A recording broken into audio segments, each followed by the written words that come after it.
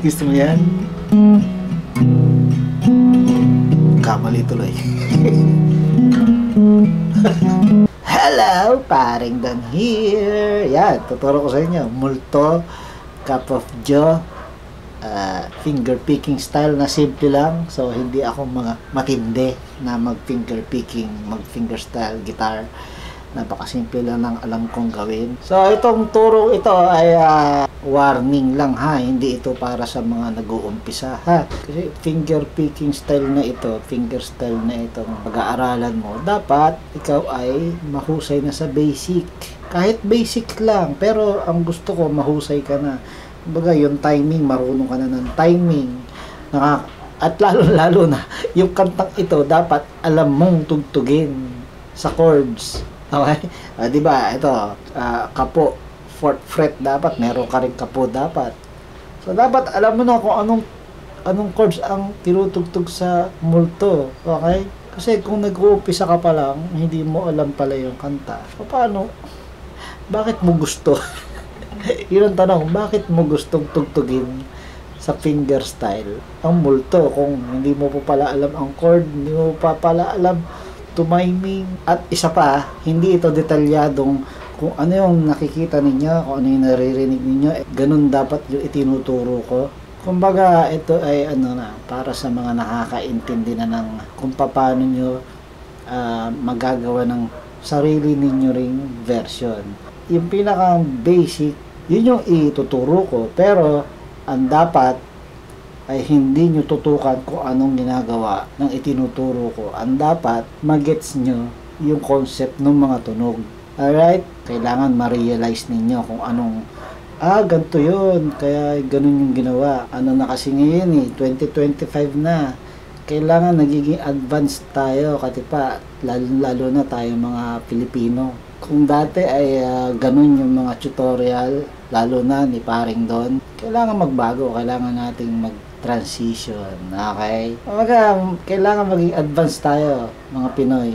At pagdating dito sa pag-aaral ng gitara, hindi dapat tayo maiwan, di ba? So, ayun ha, kapo, 4th fret, para matugtog natin ng maganda, ng madali, itong finger picking style na ito. So, unang chord yung C.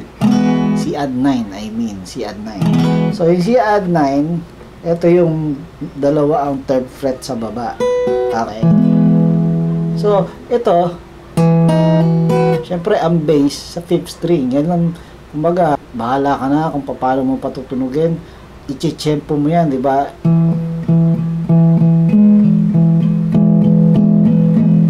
Ganun yan, di ba? Bahala ka na paano mo pagsasabayin. Kumbaga, patutunugin mo yun yung yun yung sa intro yung synthesizer. So, kasabayin mo yun. Itong nagbe-bass ka sa 5th string, pwedeng salitan, pwedeng pagsasabayin mo, pero papracticein mo. Ako, hindi ko pa nagagawa yun mas sanay ako ng salitan. Yung bass muna, tapos susunod tutunog yung sa yung aking pinapakanta. Ganun ang ginagawa ko. Diba? Ganun.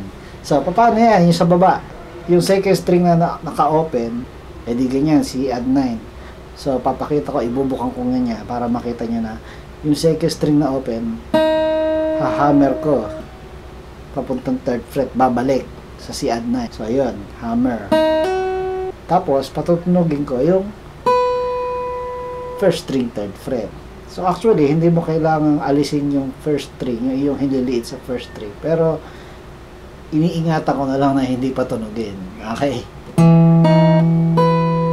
Ganun. And then, itong 1st string, naka 3rd fret, magiging 2nd fret siya. Para lumipat, mas magandang yung hintuturo, papupuntahin mo sa 2nd fret ng 1st string. So, mangyayari, kailangan nakamute ang 4th string. Kasi inalis mo yung hintuturo mo, pumunta ka sa 1st string, 2nd fret. Ganun. Ayun ha. Alright? Tapos, teng, teng, teng. So, ano yun? First string, third fret, second fret, and then open, second string. Ganun yan. And then, papracticein mo na. So, mag-umpisa ka muna sa ano. Siguro, kantahin mo muna. Teng, teng, teng, teng, teng, teng. Or kaya naman, practicein mo muna yung nasa baba. Saka mo i-try pagsabayin yung dalawa. O, pwedeng ganun muna, hindi muna sunod-sunod na. 'Di ba? Nagpa-practice ka eh. So, o, pag ganun na lang muna, pa isa-isa. 'Di ba?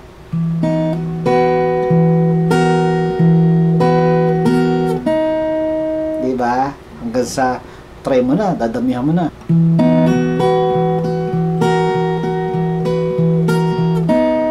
Diba? Ganon. And then next, G. G tayo. Ganon lang. Kumbaga, ito. So, G. Sa itan ulit, may bass ka sa 6th string. Tapos yung sa baba. Magkakaroon bigla nun. 1, 2, tatlo. 1, 2, and 3. Teneneng. Ganun lang. Yung second string, open, hammer on, tapos patunog ang open. Yan. Okay? So, sa G yun. So, 1, 2, and 3. Teneneng. Okay?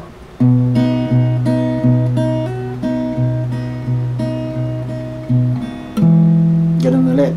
Yung C.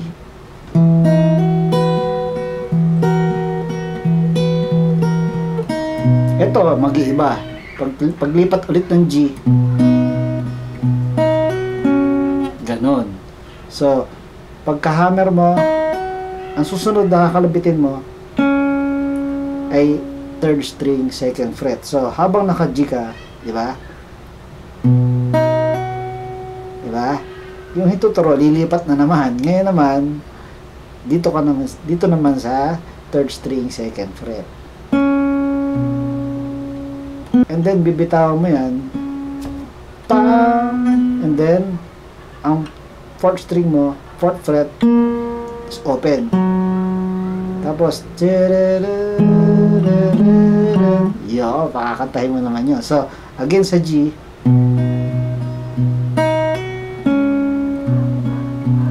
so, nakikipagsalitan ka sa bass dito sa third string.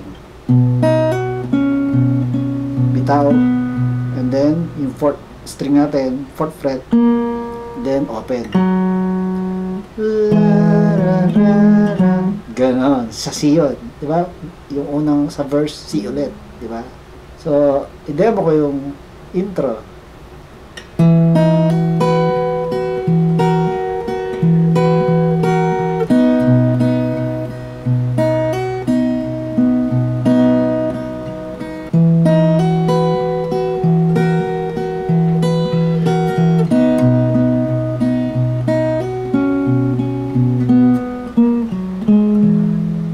Dito naman tayo sa stanza, di ba?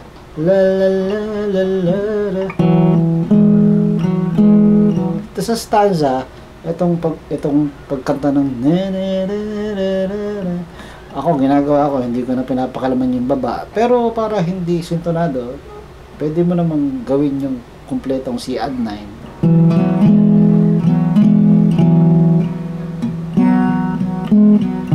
Di ba? So, ito lang yung naglalaro dyan sa kumakantang sa C add 9 yan. So, open yung sa fourth string yan. Open, and then second fret. Lalaro-laro lang yan, kakantahin mo para magets mo.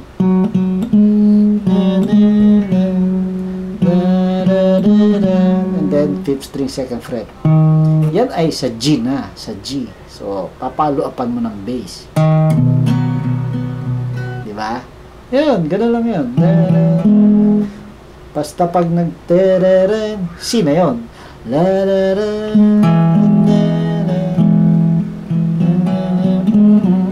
G.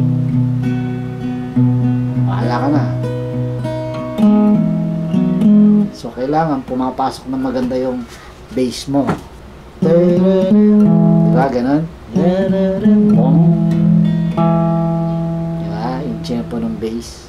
So, ikaw talaga ang magte-technique niyan para hindi ka nakatutok sa detalyadong turo. Okay?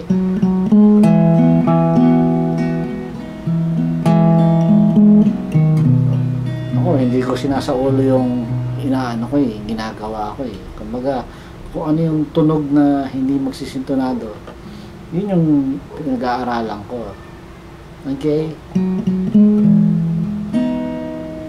Tapos, di ba may ganun? Ito yun. So, open 3rd string, 4th string, 4th fret, and then balik na naman tayo sa pagkanta.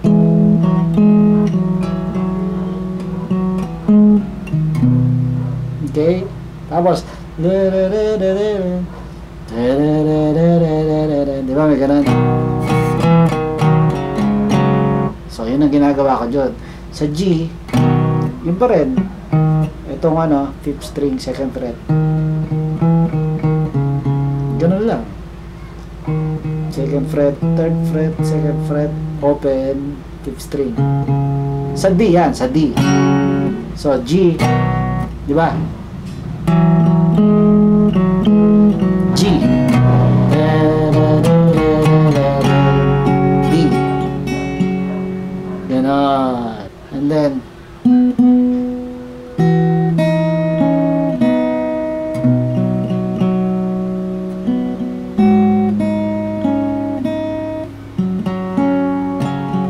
ganon, yung susunod. Ito yung binaon. Binaon.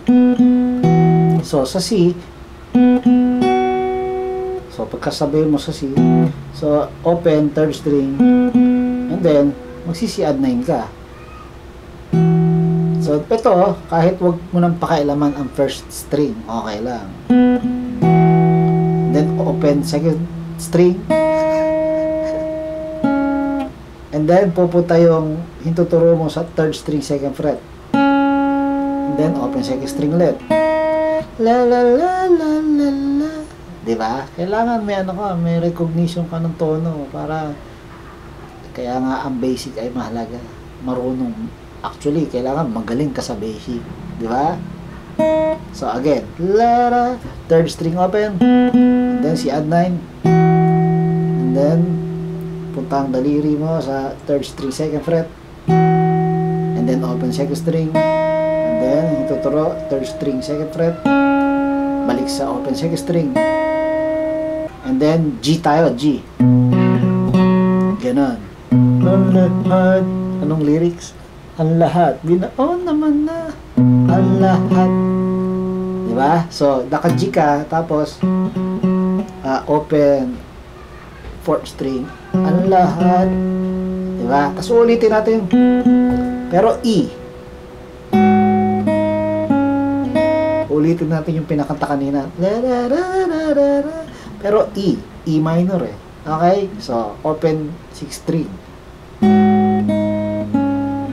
And then D.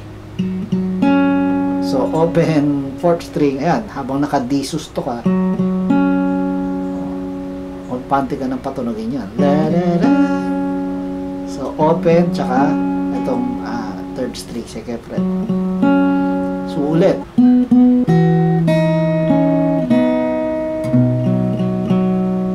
Then, E minor.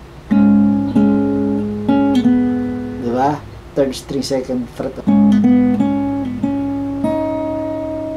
Okay? 2nd string, open. Diba? Ganun yan. Alright.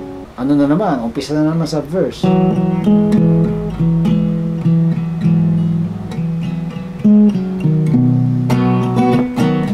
Diba? Dahil sa bawat tingin. Dahil sa ba. Yun. Dahil sa ba. Tapos C. dahil sa bawat tingin. Di ba? And then, magbabago na to, yung kahit saan man magpunta. Kahit, open 4th string. Tapos, saan man, so, isi mo. Pero, ito ay 3rd string, 2nd fret. So, kailangan nakamute ang 4th string. Saan man magpunta. And then, pagpunta, so, kailangan naka-G ka. Tapos, yun pa rin. 3rd string, 2nd fret pa rin. And then, open 2nd string. Tapos, ganon. So, open 2nd string. And then, ito nakapatong mong 3rd string, 2nd fret. Tapos, bitaw. And then, pupunta ka sa 4th string, 2nd fret. And then, bitaw. And then, E minor. Diba? So, pag di mo, diba? Yung second, biglang mag-o-open yung 2nd string. And then, E minor, ito yung kumakapit sa aking kamay. Ganon. Kumakapit sa aking kamay. So, ang ginagawa ko, E minor, tas kasama ang 3rd string, 2nd fret. Pag king, biglang nilagyan ko ang 2nd string, 3rd fret. Ito, pwedeng nag-o-open yung 3rd string. Ganon. Di ba? Pwede. May, di ba? Kumakapit sa aking kamay. D. Ganon. And then,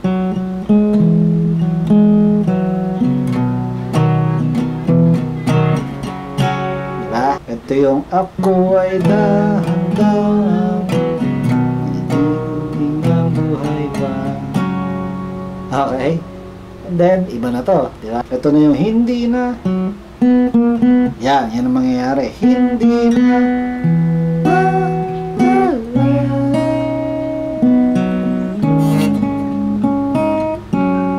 Ganon. So, ang nangyayari dito sa hindi na, open 3rd string and then 4th string, 4th fret. Balik sa open 3rd string. And then C. So, C, tapos itong ating 2nd string lagi merong baon. Ganon. Tapos G. Okay, itong laya. Sa G yan. Tapos sa 3rd string, open 2nd string. 3rd string, 2nd fret. Open 2nd string. Tapos D na dalaw. So, open 4th string. D na dalaw. Ito ulit. 3rd string, 2nd fret ulit. Okay, 2nd string, open. Gabi. Diba, ganyan? Di na dalaw. Gabi. Tapos, may ganun pa yan. Wala mang C ulit. Nakikita. Half plus, ayun, half plus, and then E minor ulit. Okay, and then, ito, hindi na, C. Pero, ginip. Okay, again. Open 4th string, C, and then yung nakalagay sa 3rd string natin. So, pag ginip, i-G mo.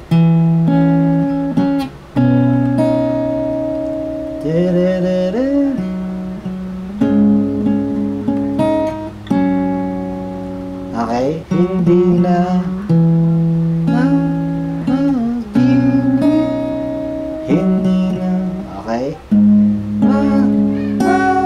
lalagyan natin yung 2nd string, 3rd fret. Makagisi. Okay. Hindi na makagisi. ba? So, pag gising, di na, di ba? Pero open, second string. E minor. Kagising, pasinde. Ganon. Ganon ulit. O, C ulit.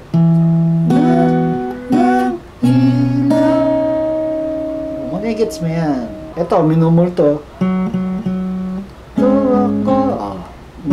Open fourth string ulit. Minumul. And then, E minor natin na may third string, second fret. To ako. Yung ito, yung pa-open. To ako ng damdamin ko. Diba? Minumul. E minor. To ako ng then D. Ito, nang damdamin ka. So, open third string, and then fourth string, fourth fret. Then, balik sa open third string. Ka. So, pag si mo,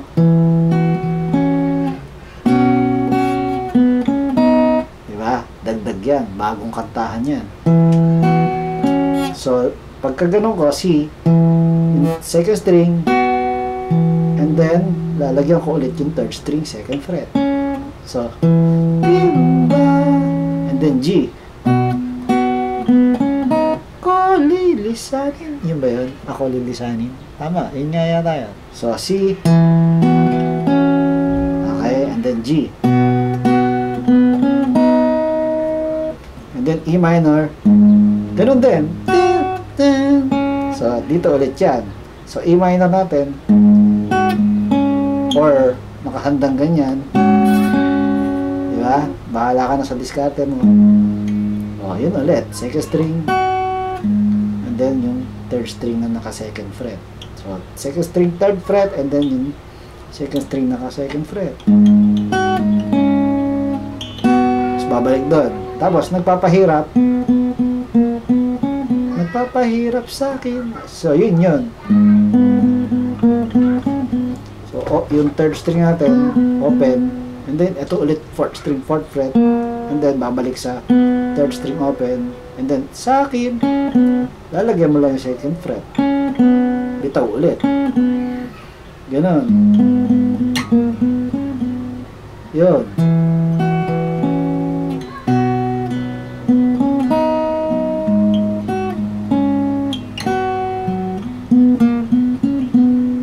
Diba? So, ididi mo yun.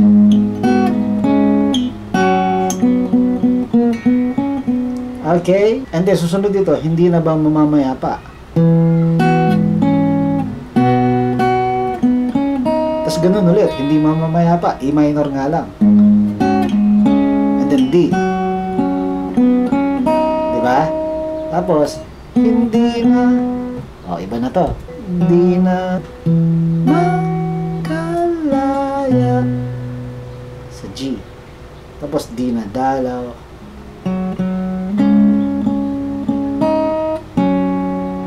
Alam mo na yan, na master mo na yan kanina eh. Okay? And then wala mang C ulit.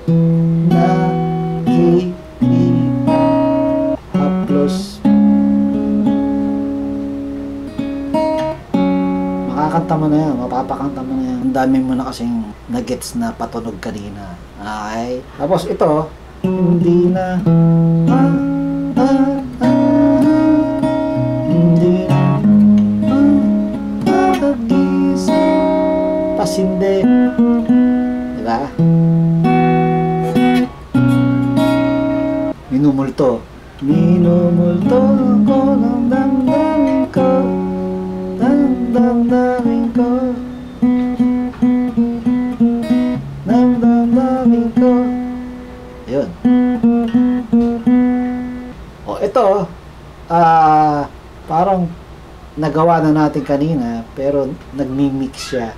So mamimili ka na lang. Hindi mo ba ako lilisanin? Di ba? Tapos yung makalaya, basta nagko-combine to eh. So eto, pwede mong piliin, yun na lang Yan.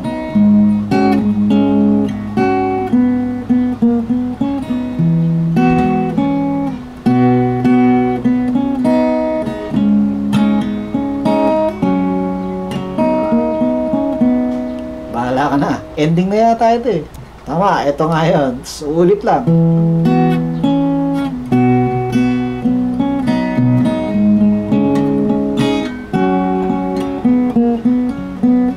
Tapos, pwedeng gano'n, tigil ka na ron.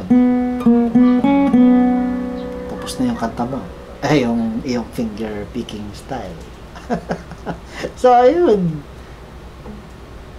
Yun lang ang may o-offer ko sa'yo dito sa kantang ito. Kasi, yun nga, gusto ko maging advance tayo. Kailangan magets mo na yan. Kailangan marami ka nang napag-aralan sa gitara.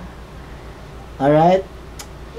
Kaya mo yan. Gusto mo yan, finger picking eh. Kasi, pag ikaw nag-uumpisa pala sa gitara at yan ang gusto mo, naku po, hindi mo rin, I'm sure, hindi mo rin siya magigets. Kahit yung mga detalyadong pa isa-isa. Kailangan talaga mag-umpisa ka sa prerequisite. Yung basic muna. Alright! Kaya mo yan! Multo, Cup of Joe! Paring Danir! Abir!